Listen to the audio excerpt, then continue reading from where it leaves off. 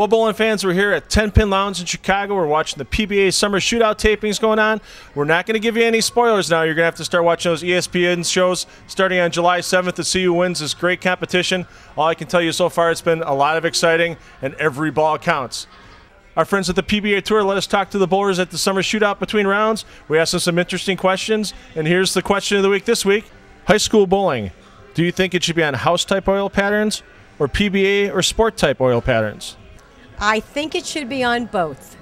I think it should be a modified house pattern, not the everyday house pattern.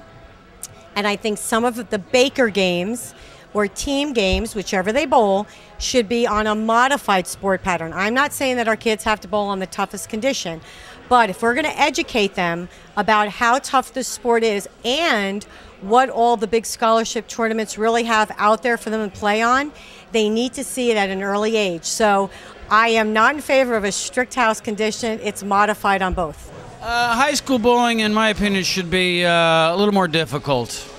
House patterns are a little bit too easy. You don't really recognize mistakes, so you need to practice and compete on something that's more challenging, definitely. I think for high school patterns, there's probably some mix of both. I mean, we have recreational bowlers kind of inside the high school players, particularly JV, maybe house patterns, and as you go to the varsity level, then the patterns get tougher. A mix of some easier and tougher patterns.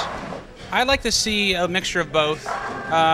You'd like to get the kids to learn how to strike a little bit more and get comfortable, especially as they get older and their bodies change and they get comfortable, with timing and form.